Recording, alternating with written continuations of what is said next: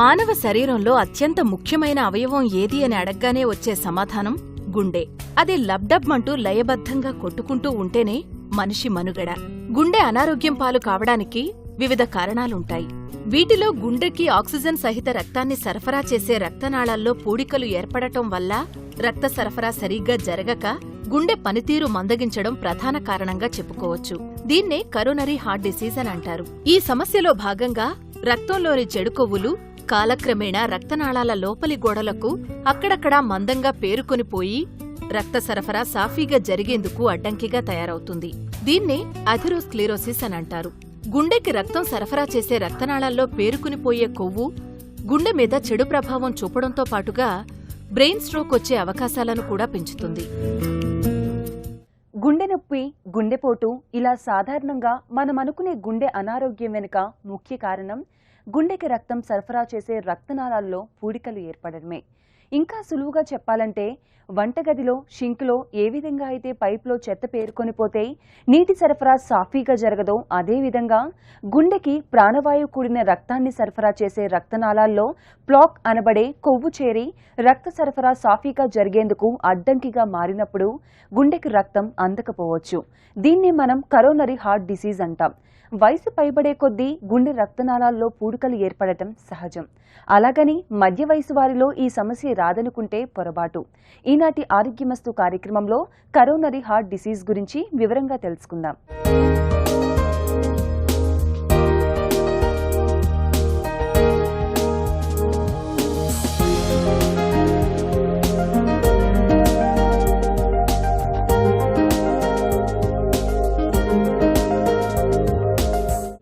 ప్రపంచవ్యాప్తంగా ముఖ్యంగా సంపన్న దేశాల్లో అలాగే అభివృద్ధి పథంలో నడుస్తున్న దేశాల్లో గుండెపోటు కేసుల సంఖ్య నానాటికి పెరుగుతూ పోతోంది. వయస్సు పైబడే వారికే వస్తుందేమో అనుకునే గుండెపోటు నేటి రోజుల్లో నడివయసు వారిని కూడా విడిచిపెట్టడం లేదు. గుండెకి నిరంతరాయంగా ప్రాణవాయువుతో కూడిన రక్తాన్ని సరఫరా చేస్తాయి ఆర్టరీలు. వీటి గోడల వెంబడి ఎప్పుడైతే ఫ్యాట్స్ పేరుకునిపోతాయో అప్పుడు రక్త సరఫరా సాఫీగా జరగదు. గుండె రక్తనాళాల్లో కేవలం ఒక్కచోట మాత్రమే కాదు, పలు చోట్ల ఈ అడ్డంకులు ఏర్పడే ప్రమాదముంది. వయసు పైబడుతున్న కొద్దీ ఈ సమస్య వచ్చే రిస్క్ మరింత అధికమవుతుంది. మొదటి స్థాయిలో పెద్దగా ఇబ్బంది తెలియకపోవచ్చు, కానీ శారీరకంగా శ్రమ అధికంగా ఉండే పనులు చేసినప్పుడు, ముఖ్యంగా పరుగెత్తినప్పుడు సమస్య ప్రభావం కొద్దిగా కనిపించవచ్చు. కానీ ఎప్పుడైతే రక్తనాళాల్లో ఫ్యాట్స్ చేరుతూ పోతాయో అప్పుడు ఈ లక్షణాలు బయటపడతాయి. అప్పుడు గుండెపోటొచ్చే అవకాశాలు అధికమవుతాయి. ఆ నొప్పి కేవలం ఇక్కడ ఒక్కచోటే ఉండదు. అది ఎడం చేతికి కానివ్వండి, కుడి చేతికి కానివ్వండి, చాలాసార్లు 2 భుజాలకి నొప్పి పాకుతుంది. ఏదైనా ఛాతిలో నొప్పి వచ్చి 2 భుజాలకి గనక వస్తే గనక అది 100% గుండెకి సంబంధించిన నొప్పి కిందే మనం భావించాలి. అంతేకాకుండా ఏ ఛాతిలో నొప్పి అయినా నడుస్తుంటే పెరిగి 1 నిమిషం ఆగినా కూర్చున్నా గనకే కొద్ది తగ్గిందనుకోండి, అది గుండెకి సంబంధించిన నొప్పి మాత్రమే.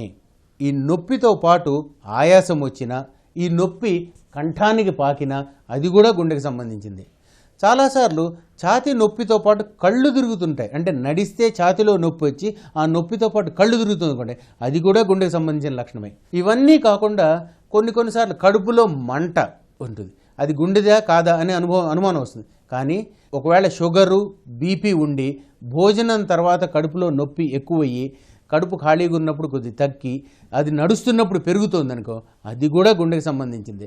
హార్ట్ అటాక్ వచ్చిన రోగి వెనువెంటనే ఎటువంటి వైద్యం తీసుకోవాలి అని అంటే, వీళ్ళకి ఆస్ప్రిన్ నీళ్లల్లో కలుపుకుని తాగితే హార్ట్ అటాక్ వల్ల మృత్యు సంభవించే అవకాశం 25% దాకా తగ్గే అవకాశం ఉంది. ప్రపంచం అంతా మొత్తం కూలిపోతున్నట్టు ఒక ఇంపెండింగ్ డూమ్ లాంటి వాళ్ళకు ఒక అనుభవం వస్తుంది. అటువంటప్పుడు వాళ్ళు గుండె ఆగిపోతుందని వాళ్ళు తెలుస్తుంటుంది.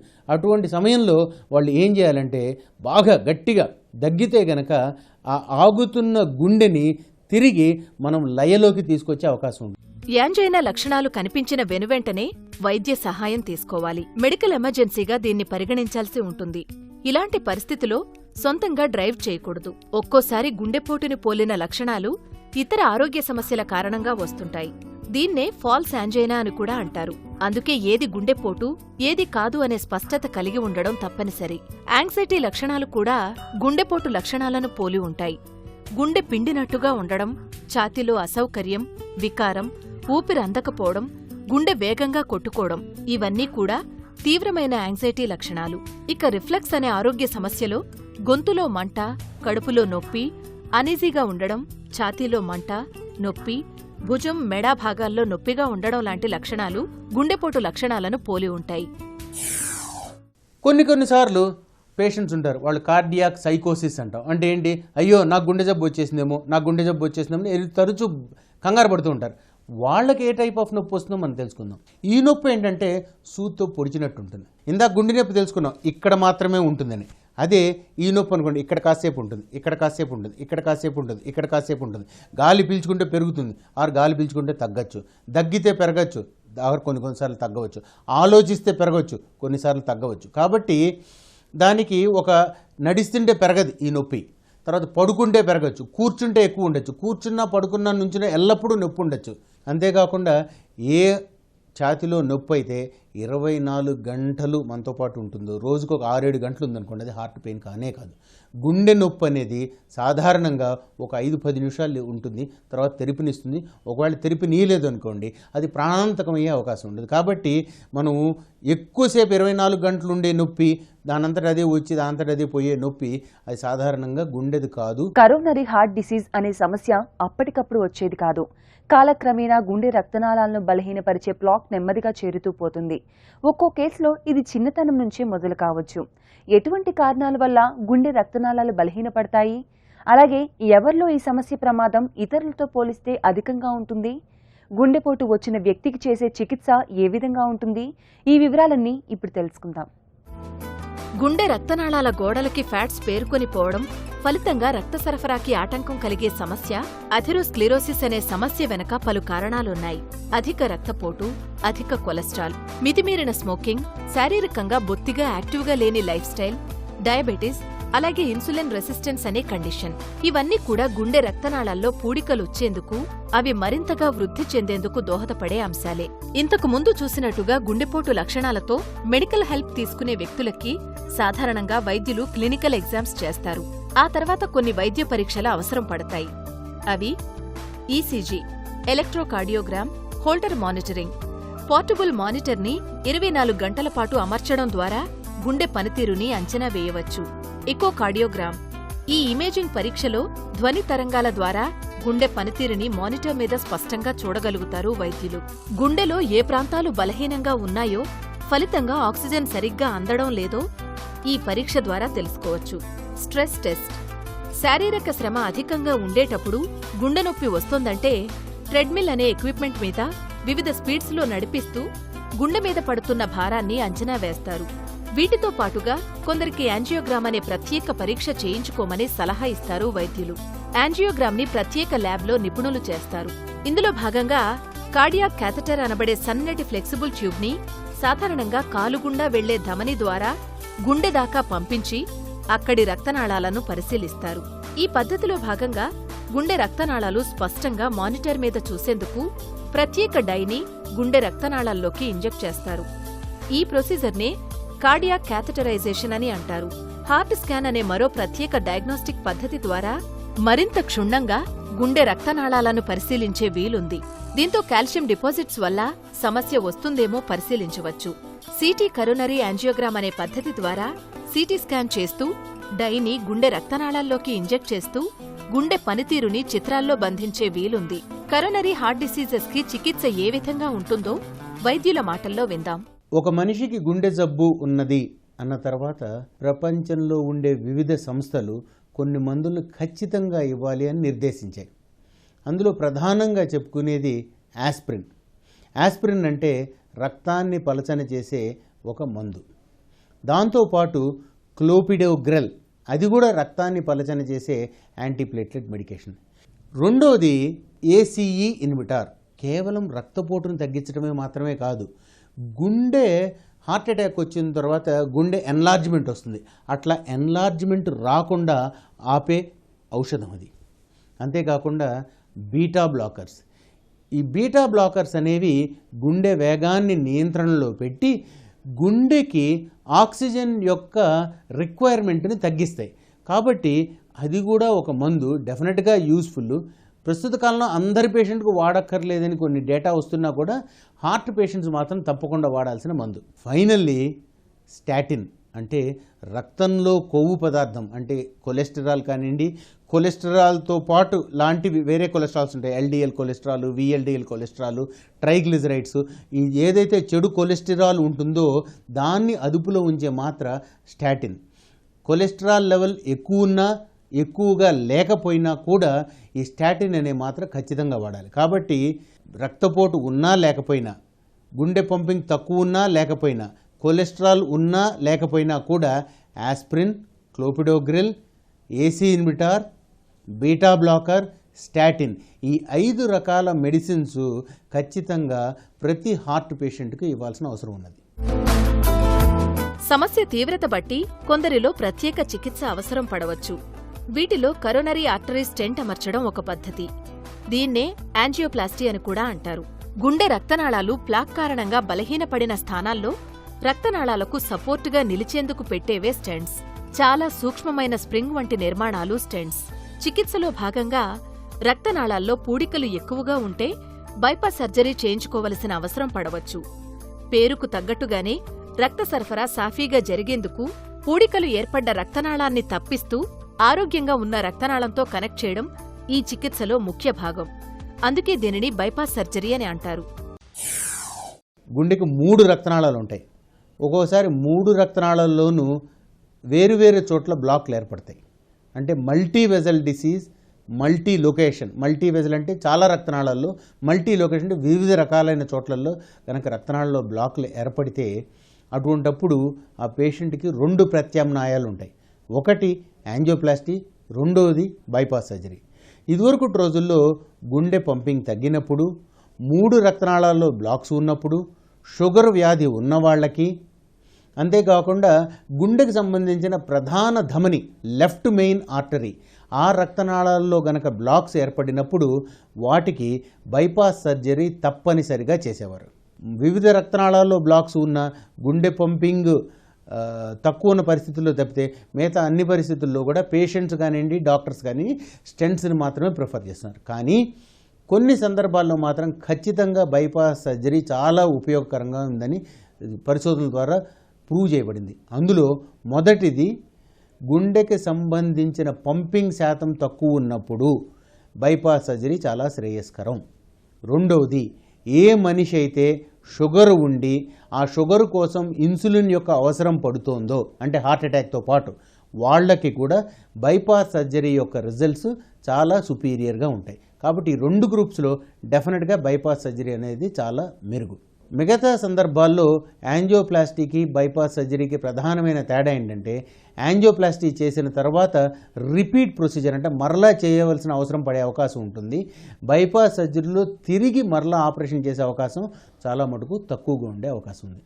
కరోనరీ హార్ట్ డిసీజ్ ప్రత్యేకించి వయోజనుల్లో మాత్రమే వస్తుందనుకోవడం పొరపాటు.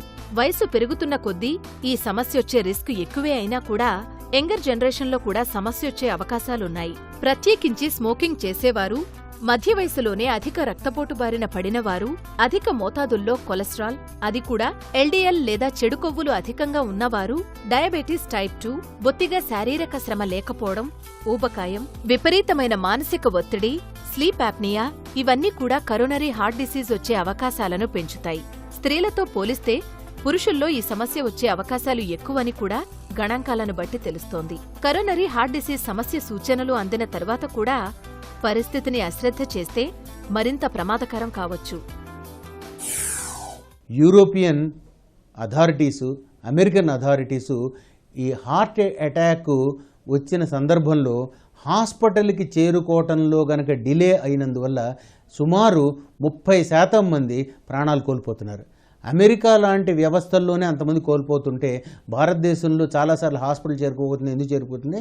ఎందుకంటే వాళ్ళు వ్యాధి హార్ట్దే కాదా అని వాళ్ళే స్వయం నిర్ధారణ చేసుకోలేకపోవటం మూలాన, సరి అయిన వైద్యుని యొక్క సలహా తీసుకోకపోవటం మూలాన ప్రాణం కోల్పోతున్నారు. కాబట్టి ఈ డిలేని అవాయిడ్ చేయాలంటే ప్రతి ఒక్కళ్ళు వాళ్ళ ఫ్రెండ్స్తో కలిసినప్పుడు హార్ట్కి సంబంధించిన పెయిన్ లక్షణాలు ఏంటో ఒకరికొకరు షేర్ చేసుకుంటే కనుక డెఫినెట్గా ఈ హార్ట్ అటాక్స్ నుంచి మన లైఫ్ పోగొట్టుకునే అవకాశాలని చాలా మటుకు తగ్గించవచ్చు. ఎమర్జెన్సీ హార్ట్ అటాక్లో ఒకసారి హార్ట్ అటాక్ వచ్చిన తర్వాత మొదటి 60 నిమిషాల లోపల మీరు క్యాత్ ల్యాబ్ టేబుల్ మీద ఉండాలి. మొదటి 90 నిమిషాల లోపల మీ యొక్క యాంజియోప్లాస్టీ పూర్తి కావాలి. 90 నిమిషాలు దాటిన తర్వాత, అంటే హాస్పిటల్లోకి మీరు ఎంటర్ అయిన తర్వాత 90 నిమిషాలు దాటిందనుకోండి, హార్ట్ అటాక్ వచ్చి ఆ రోగికి మృత్యువు సంభవించే అవకాశం 2 రెట్లు పెరుగుతుంది. అదే 120 నిమిషాలు దాటిందనుకోండి 3 రెట్లు పెరుగుతుంది. అక్కడి నుంచి సడన్గా పెరుగుకుంటూ పోతుంది. కాబట్టి హార్ట్ అటాక్ వచ్చిన తర్వాత మీరు వన్స్ ఒక మంచి కార్డియాక్ సెంటర్కి వెళ్ళి యాంజియోప్లాస్టీ చేయాలని డాక్టర్ గారు సజెస్ట్ చేసి వాళ్ళ దగ్గర అన్ని వస్తువులు ఉంటే గనక ఎటువంటి ఆలోచన చేయించుకోకుండా యాంజియోప్లాస్టీ చేయించుకోవటం అన్ని విధాల శ్రేయస్కరం. చికిత్స తీసుకోవటం కంటే కూడా ఆరోగ్య సమస్యలు రాకుండా ముందు జాగ్రత్త పడటం మంచిది. గుండె ఆరోగ్యం విషయంలో ముఖ్యంగా రక్తనాళాల్లో పూడికలు ఏర్పడకుండా ఉండాలంటే కొద్ది ముందు జాగ్రత్తలు తప్పనిసరి. ఇక ఒకసారి కరోనరీ హార్ట్ డిసీజ్కి ట్రీట్మెంట్ తీసుకున్నవారు, బైపాస్ సర్జరీ చేయించుకున్నవారు మరింత శ్రద్ధ వహించాల్సి ఉంటుంది. చక్కటి ఆహారం మేలైన ఆరోగ్యానికి పునాది. గుండె ఆరోగ్యం పదిలంగా ఉండాలంటే ఎలాంటి ఆహారాలను తినాలి, ఎటువంటి ఆహారాలు గుండె ఆరోగ్యాన్ని దెబ్బతీయవు, ఇలాంటి ఆసక్తికరమైన అంశాలు ఇప్పుడు చూద్దాం. కరోనరీ హార్ట్ డిసీజ్ ఉన్నవారికి చికిత్సలో భాగంగా ముందుగా జీవనశైలిలో మార్పులు తీసుకురావలసిందిగా సూచిస్తారు వైద్యులు. కొద్ది కాలం పాటు ఆరోగ్యం కుదుటపడే వరకు మాత్రమే కాకుండా దీర్ఘకాలం పాటు ఈ మార్పులను అనుసరించడం మేలు. దీంతో సమస్య తిరిగి రాకుండా ఉంటుంది. స్మోక్ చేసేవారైతే అది పూర్తిగా మానివేయడం మేలు. దీనివల్ల గుండె రక్తనాళాలు తిరిగి ఆరోగ్యం సంతరించుకుంటాయి. అధిక శరీర బరువు ఉంటే అది తగ్గించే ప్రయత్నాలు చేయాలి. శరీర ఎత్తుకు తగ్గ బరువు మెయింటైన్ చేయడం ద్వారా కేవలం గుండె ఆరోగ్యాన్ని కాపాడుకోవడం మాత్రమే కాదు, డయాబెటిస్ బారిన పడకుండా ఉండొచ్చు కూడా. మరి అధిక శరీర బరువుని ఎలా తగ్గించుకోవాలి అని మీరు అడిగితే వ్యాయామంతో పాటు ఆహార నియమాలు పాటించడం ఒక్కటే మార్గం. కేవలం వ్యాయామం చేస్తూ ఇష్టానుసారంగా తింటే మాత్రం ఎటువంటి ఫలితం ఉండదు. వయసుకు తగ్గ వ్యాయామం ఎంచుకోవడం మేలు. వయసు పైబడ్డవారు సులువుగా చేసే యోగా, అలాగే నడక, ఇక మధ్య వయస్కులు ఈత, జాగింగ్, నడక వంటి వ్యాయామాలను చేయవచ్చు. ఖర్చు లేకుండా మంచి ఫలితాలనివ్వగల ఉత్తమమైన వ్యాయామం నడక. ఇక వ్యాయామంతో పాటుగా హార్ట్ హెల్దీ ఫుడ్స్ ని ఆహారంలో భాగం చేసుకోవడం మంచిది. ప్రతి ఒక్కరూ వారి గుండెను కాపాడుకోవాలంటే మొదటిది వ్యాయామం కంపల్సరీ. రెండోది సరి అయిన ఆహారం సరి అయిన వేళలకు తీసుకోవాలి. సరి అయిన ఆహారం అంటే మిత ఆహారం, మంచి ఆహారం అంటే పండ్లు, as much as possible vegetarian items without less of oil తీసుకోవటం చాలా ముఖ్యం. మూడోది షుగర్ గనక ఉంటే దాన్ని మంచిగా అదుపులో పెట్టుకోవాలి. నాలుగోది స్మోకింగ్ ఉంటే కనుక దాన్ని ఖచ్చితంగా ఆపివేయాలి పూర్తిగా, అప్పుడప్పుడు కూడా చేయకూడదు. ఐదోది వాళ్ళకి మిగతా రిస్క్ ఫ్యాక్టర్స్ ఉంటాయి చాలాసార్లు, కొలెస్ట్రాల్ కానివ్వండి, థైరాయిడ్ ప్రాబ్లం కానివ్వండి, రక్తపోటు కానీ ఉంటాయి. ఆ అదర్ రిస్క్ ఫ్యాక్టర్స్ ఉంటే వాటిని కూడా నియంత్రణలో ఉంచుకోవటం చాలా ముఖ్యం. ఆహార నియమాలతో పాటుగా రక్తపోటు, చక్కెర స్థాయిలను అదుపులో ఉంచుకోవడం ముఖ్యం. క్రమం తప్పకుండా కొలెస్ట్రాల్ స్థాయిలను చెక్ చేయించుకోవడం, అవి అదుపులో ఉండేలా జాగ్రత్త పడడం మంచిది. ఇక మానసిక ఒత్తిడిని తగ్గించుకునే విధంగా అనుకూలమైన మార్పులు చేసుకోవడం మంచిది. యాక్టివ్గా ఉండే లైఫ్లో ఒత్తిడికి తావుండదు. అందుకే మిమ్మల్ని మీరు శారీరకంగా, మానసికంగా ఫిట్గా, హ్యాపీగా ఉంచుకునే ప్రయత్నం చేయాలి. మెడిటేషన్, లాఫింగ్ క్లబ్ కూడా ఇందుకు చక్కటి మార్గాలు. ఇక బైపాస్ సర్జరీ అయినవారు వైద్య సూచన మేరకు తగు జాగ్రత్తలు పాటిస్తూ రెగ్యులర్ చెకప్ చేయించుకోవడం మంచిది.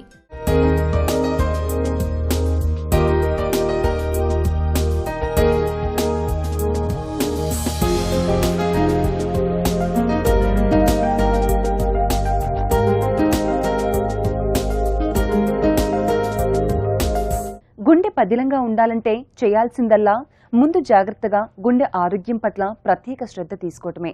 ఆరోగ్యమైన అలవాట్లు, చక్కటి ఆహారం గుండె ఆరోగ్యానికి పునాదులు. ఈనాటి ఆరోగ్యమస్తు కార్యక్రమంలో కరోనరీ హార్ట్ డిసీజ్ గురించి మేము అందించిన వివరాలు మీకెంతగానో ఉపయోగపడతాయని ఆశిస్తున్నాం. మరొక హెల్దీ టాపిక్తో మళ్ళీ కలుద్దాం. Stay healthy, be happy. ఆరోగ్యమస్తు కార్యక్రమాన్ని ఆన్లైన్లో చూడాలనుకునేవారు www.youtube.com/etvlifeindia, అలాగే www.facebook.com/etvlifeindia, అలాగే ట్విట్టర్లో చూడాలనుకునేవారు www.twitter.com/etvlifeindia అని టైప్ చేసి ఈ కార్యక్రమాన్ని చూడొచ్చు.